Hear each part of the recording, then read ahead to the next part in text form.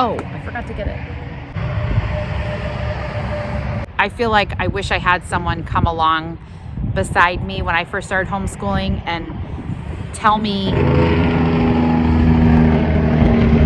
hi there, friends. Welcome back. I want to do a video today. I want to come outside because it is gorgeous and amazing outside. I'm hoping I don't like wrinkle my forehead too much and show all my face wrinkles. It's just gorgeous outside. We've had 2 really nice days of beautiful spring weather. I'm eating it up. We finally finished school and I wanted to come outside and film. So I want to talk today to the moms. I wanted to have a little chat with you moms of littles, the moms in the early years. Maybe are very overwhelmed right now and maybe feel like you don't know what you're doing. You don't know what's important and what's not important when it comes to homeschooling your kids and how to juggle homeschooling your kids and having a baby and a toddler crawling up your leg and doing all the stuff and feeling overwhelmed and I can't do this and all that stuff. So I wanted to just chat with you guys and share a little bit of my experience with my years from being a mom of, I've got four kids. Mine are all a lot bigger now. My baby's 8. He just walked by here a second ago.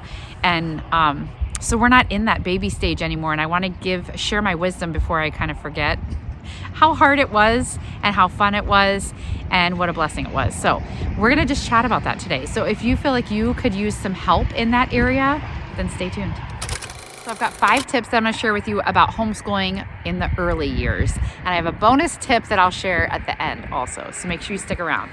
I think the first most important thing, actually, let me tell you real quick, in case you are new here, I'm hoping this thing will help because we live by a busy road and there's horse and buggies that just went by. I can hear a train a little ways down. So I'm hoping my little microphone on my Bluetooth headphones works. I have a professional microphone that I got and I don't know what I did with it. It's tiny and I can't find it. So we're gonna just, hopefully you can hear me and you don't hear all the noise. So my oldest is turning 15 this week and I started homeschooling when she was about 4.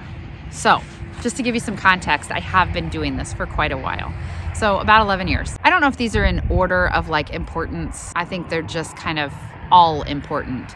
But one of the first things that I wanted to share is to keep it light and fun. That is so important. I am one, I will raise my hand and tell you, when I first started homeschooling my daughter, I would have had 2 kids at the time. I might have been pregnant with my 3rd, or I may have just had her. She may be a baby. I don't remember exactly.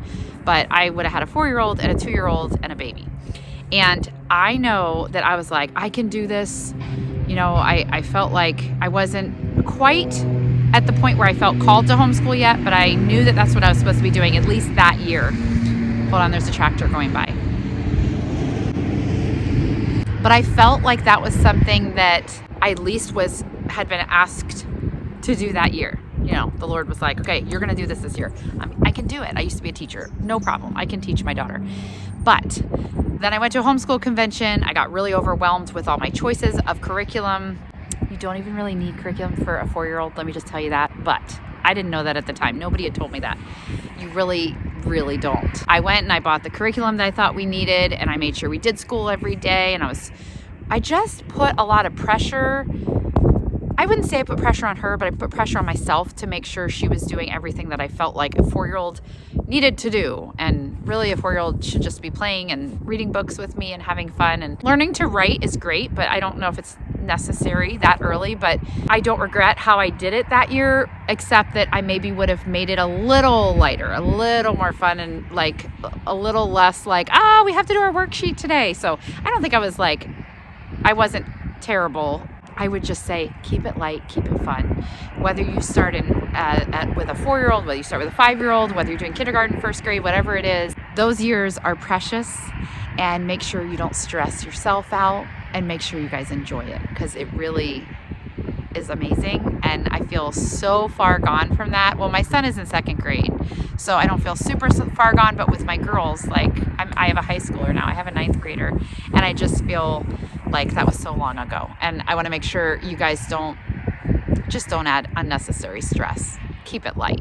Number 2 may seem really obvious to most of you, but it also might not be. So I would totally make sure that you read lots of books. read really sweet books, read board books. I loved, if you want to do a curriculum that does a lot of books, 5 in a Row was one of my favorites that we did in kindergarten. I would totally do that again for kindergarten, for first grade. That was so good. I loved 5 in a Row, but it was really, really good, precious books.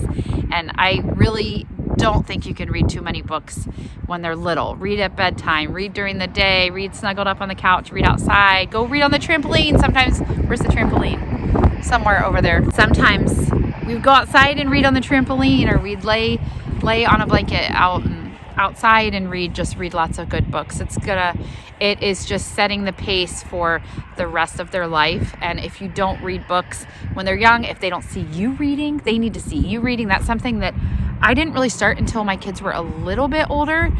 And then they started seeing me read, but I really didn't read a whole lot myself when they were younger. And I think it really would have made a difference if they saw me reading, because they're like, we just live in this atmosphere of reading. Everybody loves to read.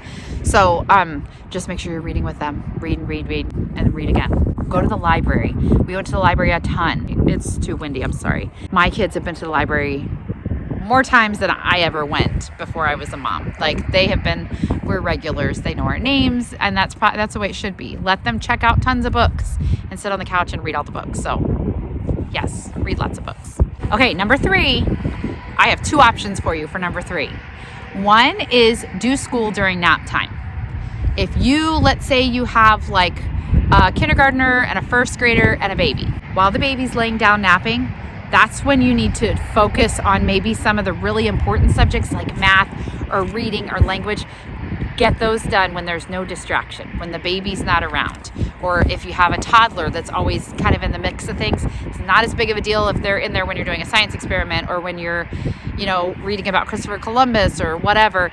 But you might not want them there when you're trying to help with those important subjects. So that is when I would definitely try to focus and be like, okay, you go take your nap, or go put the baby down, go put the toddler down for nap, and then you and your big kids get that special one-on-one time or one-on-two time for some of the other subjects. And I think that's awesome. Or even for reading, if you want to read chapter books with them or something that's maybe a little bit harder when you have a baby around or you have a toddler around. So that is your first option. Your second option is kind of the opposite. And I have seen a need for both. So that's why I'm giving you both options. The second option is for everyone to have a quiet time, because I see a huge need in that. When I had littles, really up until my kids are all 2 years apart. So when I would have had my last one when, I would have had a daughter that was 2, 4, and 6. So when my oldest turned 6 was when I had my last baby. And over the years, I always napped when the baby napped, and everybody else went to their room. And when they were little, I had my oldest, I think, napped till she was 7, which is amazing. My youngest, once he got to that age, he did not nap anymore. I don't know. He stopped at like 5 or younger, maybe 4. I don't remember. So I got really lucky, and I'm glad I did. I'm glad I embraced it when I did. Use that nap time so you can have everybody lay down and try to sleep. If they don't sleep, everybody has to be in their beds. They can have books, they can have quiet toys, like some sort of just things that they can play with their hands that are not going to make a mess. For me, especially as a homeschool mom of 4 little kids, I had to have that time to myself to rest, to either nap or to just rest, to lay down and rest, because I would have lost it otherwise. So I just think it's really important. Don't let anybody ever tell you that you're lazy for taking a nap, because you're not. I wish I could still take naps, but I don't get naps anymore. But I'm so glad that I did those years that I needed it, and that helped me keep going. For many years, my husband was a police officer, and he worked second shift. So we would do stuff together in the morning, and then from 2 to 10, he was gone. And if I did not take a nap during their nap time, or I didn't at least have us all separate as they got bigger, we just separated, and everybody knew how to just sit in there and read their books or do something that I gave them to do, play with dolls or whatever it is. They did that quietly, and mom got her time to refresh, so that I could take on the rest of the day. Otherwise, you're going to burn out. You guys probably know that, but I also feel like a lot of times it's like frowned upon, and people can be like, oh, you should be doing this, or even, I don't know, you might feel the pressure from your husband to be like, oh, I need to be cleaning, I need to do this, I put the baby down, I need to go do the dishes. Do that later. There will be a time where I would have definitely put them in front of the TV and let them watch Daniel Tiger's Neighborhood or something while I did the dishes. But I took that nap time like it was gold. So do it. Those are two options. You do what works for you. Either take advantage of it and make it your school time that you need to do, or you go rest if you need to rest. Number 4 is do lots of fun field trips while they're young. And I'm telling you this now, I feel like I've been a little nostalgic lately with my kids getting older. I don't know, it's making me sad.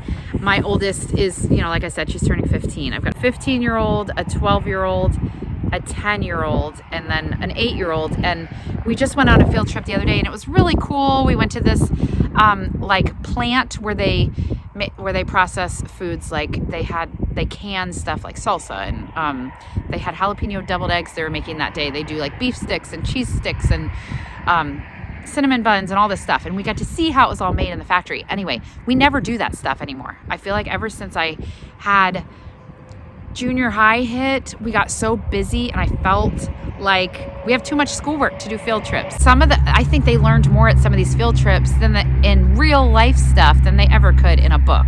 So just seeing how those things are made, seeing how certain jobs are done. I remember when I was a teacher a long time ago, didn't have any kids. It was just me and some kid and my first and second graders at our school.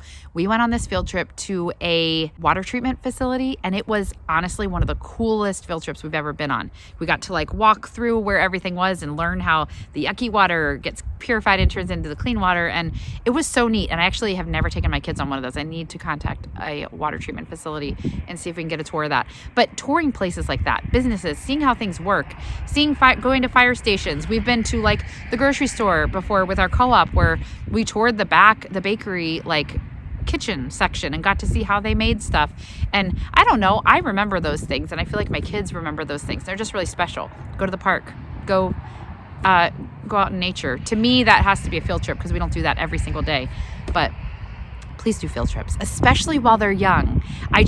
You can definitely take a day off of school and go to a field trip and count that as a school day. Absolutely. Do it while you can, because it's a little harder when they're in high school. At least for me, I feel like I feel like they still have to get their schoolwork done when they're in high school. When they're in elementary school or they're little, you do the field trip. Go for it, please. And we're going to try to start doing field trips more now, because I feel like we've just gotten away from it, and we miss it. I miss it big time. So, and I don't want my little ones to miss out just because I have older kids. So it gets to be kind of a balancing act. And when you just have little kids, it's way easier. Do the park days. Go do the fun stuff. You need to do it. Okay. Along with the fun stuff, another thing that I want to encourage you to do the crafts, do the art projects, do the science experiments. Do those, because again, I feel like things get harder as they get older. I still don't think teaching high school is hard. I am finishing up our 9th grade year, and it really wasn't hard. There's a little bit more of a load for her, but we can still do stuff. We still do games, not every day in our homeschool, but we still play a game a lot of times in the morning, and we still do Bible time every day, and we try to keep fun stuff in there. But just saying, hey, we're going to do this craft today, or we're going to do this project, sometimes it's harder because they have a heavier workload. When they are younger, do those things. Because I was a mom that a lot of times I was like, oh, I don't want to do this science experiment because, I forgot to buy Q-tips, or I forgot to buy, a squirrel tail or whatever it is that you need for the science experiment. I said squirrel tail and something attacked me. A lot of times I felt like I wasn't prepared. Oh, I don't have any paper clips, and you need a paper clip to do this science experiment. Be prepared, get the stuff and do the experiments, because that's one thing I have asked my kids over the last couple of years. What do you miss? And the co-op we're in right now, they do science at co-op, and they're like, oh, I love the experiments at co-op because we never used to do them at home. And I was like, oh, sorry guys. And it's really just, for me, it was just a matter of I wasn't prepared. So be prepared, do the stuff, do the art projects, make the messes, and don't regret not having those sweet times, because you need to. Those are important. They'll remember those things, and so will you. And you need those cute pictures to remind you of that, their little tiny hands and stuff on the walls. So that's my 5 tips, but I have one more. Do you want to hear a bonus tip? Okay, listen. My bonus tip is going to sound a little crazy in this day and age, but it is so important. So I know when mine were little and I was really good at this tip, that was 10 years ago, 9 years ago, something like that. Nowadays, people don't do this as much, but I'm going to encourage you to do it. Print your pictures. Take lots of pictures, print your pictures often, because you guys know this, I'm sure. If you've only got 1 or 2, I've got this amazing scrapbook for my first child. She has, I think, 2 or 3 scrapbooks full. And it's like a smile, and then she turned her head, another smile, and then she moved her hand. So I took another picture, and oh my word. So that maybe don't go overboard like that. But then my second one, I have lots of pictures, and they're printed out, but they're in like Ziploc bags in the basement somewhere because I never got around to putting them in books. Then when I had my third child, I took the pictures, but I don't think I ever printed any out. Life gets busy as you add children to your life and homeschooling. And then once I had the fourth kid, nope, he just gets to look on Google Photos, and that's it. I don't have anything printed out. But I'm going to show you something really cool that I used to make for my kids, and I want to go back to doing this because it's so easy. It is a yearbook. I have to go get it because I forgot to bring it outside. So I'm going to go grab it in a second, but let me talk about it. This is a yearbook that is like a memory book or a year in our life kind of thing. And we didn't have a whole lot of money at this point. And we still don't. I always try to do things the thrifty way. So I didn't go to Shutterfly and, print a $50 book every single year. We couldn't do it. So plus, they limit you on how many pictures you can do. So I printed all the pictures out at Walmart or CVS or whatever, which are not great quality, but you do what you got to do. Or print them somewhere online, and then get yourself a composition book, like from the Dollar Tree or from Walmart. It's probably cheaper than the Dollar Tree now because Dollar Tree is $1.25. Print that out. Put a picture on each page. Have your kids help you with this. And I usually would try to write underneath. I took pictures at every field trip that we did. I took pictures while we're doing school. Every time we did a craft, I took a picture of them doing that. I tried to take pictures of all the cool stuff that we did and then glue them in here, write a little sentence about what you're doing. You can write the date if you want, and that's it. It doesn't take any huge effort. It was something that I would definitely recommend keeping up with, because otherwise there were times where at the end of the year I was like, oh, now I have to do this at the end of the year, and it takes a little time. I always wanted to turn it in with our portfolio review, which I did find out that I don't think the girl that does my portfolio reviews really cares about our yearbook. Like, I put all this time into it, and she just kind of flipped through it, and I was like, oh, that took me like hours to put together. I was hoping she would. I don't know what I was hoping. It's not her kids. So anyway, it's for us. But it was neat to be able to show, if you do a portfolio review rather than testing, to show like, these are all the field trips that we did. This is all the stuff that we did. It just gives them a picture of your homeschool. So I don't think it's necessary at all for that aspect, but I think it's amazing for us.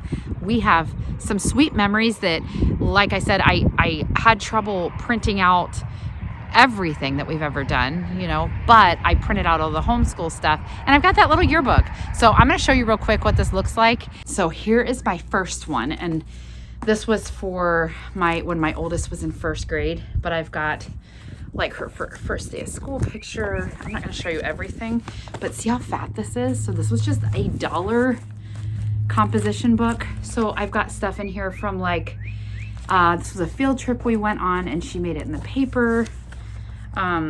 She got a book. Oh, this was a Sparks Book Award. This is gonna make me cry. All the stuff they learned. We've got Awanas. We've got just random cool pictures. Field trips we went on. All kinds of stuff. I just wrote a little sentence with each one. There's us just doing school on the front porch. Like, this is not like rocket science. This is just shows our different schoolrooms that we had over the years. Anyway, working on vegetables from our garden, seeing firefighters, stuff like that. So that was our first one. We have another one. This one would have, so the first one was just her, mostly because she was the only one I had to report at that point. So then I've got, these would have all my kids. So we've got science experiments, just pictures of us going out and doing things, doing schoolwork here and there. Field trip, another field trip, science experiment, cooking. We've got cooking, making hot cross buns for the first time. Like, I mean, at least for me, I take pictures pretty much of all this stuff. That was our first time going to, I'll cover my friend's face. That was my first time going to a dairy farm, one of our friend's dairy farms. So we actually, Jonah was a baby. We got to try milk right out of the, like, out of the vat for the first time. So that was really cool, seeing Santa. Anyway, all the stuff. This was just such a cool thing. We built a wall in our basement at that house. And you know, that is homeschooling. They helped measure things. They helped put the wall up, all kinds of stuff. Oh, we went to a maple tree farm and learned how syrup was made and all this stuff, that when they won a prize at Awana, all this stuff. Anyway, but this has so many pages and it's so cheap. Everything fits so well. Then I've got 2018 to 2019. Here's this one, and like these are all just cheap composition notebooks. There's our first. I always did the first day of school. I've got there's a field trip we went on, going to the park, winning awards for Awana again, a bulldozer, you know, all kinds of stuff. Like we just take all. They made it in the newspaper, of course I put it in here. That was a camp picture that they had. We redid our kitchen, so we've got that. We went on vacation, just all these cool things. I just have all these memories. And I mean, this is just like a scrapbook, basically, but this is specifically homeschooling, which does cover a lot of our life. You know, pretty much everything we did seemed like it was homeschooling, but it's so neat, apple orchard, that we did every single year. It's just neat to have all the stuff in one place. Oh, and we had kittens. We learned about kittens. We had unexpected new kittens. There we are, an Amish buggy. It's just fun stuff. So it's just really neat to have those memories. I need to do more. But this is one of my favorite things from homeschooling, and it was one of the easiest and one of the cheapest. Keep those memories printed out. Kids love to look at printed books. Like when my kids have looked through scrapbooks, they love it. It's so cool. They don't just want to see it on your phone. It's just different, you know? So those are my 5 with a bonus tip for homeschooling, especially in the early years. I hope this helps you. Just don't overthink it. Don't overstress it, and just enjoy those years, because it goes fast. I hated it when people said that. I really got annoyed when people were like, oh, the time goes so fast, enjoy it. And you're like, oh my word, I'm like in the thick of it. Everyone was crying at nap time today. This kid pooped all over this kid's homework, whatever it was. And it's really hard to see that the time really does fly by. So take pictures. So do the fun stuff. Go on the field trips. Do all the stuff that I recommended today that I promise you're going to treasure. I hope these helped you guys. I feel like I wish I had someone come along beside me when I first started homeschooling and tell me that I didn't need to stress and I didn't need to make a big deal. And you obviously don't need to copy the public school. You don't need to make it school at home. Make it fun. So I hope you guys enjoyed this. If you did like this and you were encouraged to keep going, then please like this video and share with your friends. And if you're not yet subscribed, please subscribe for more homeschool stuff, thrifty stuff, and mom life. And I'll see you guys next week. Bye.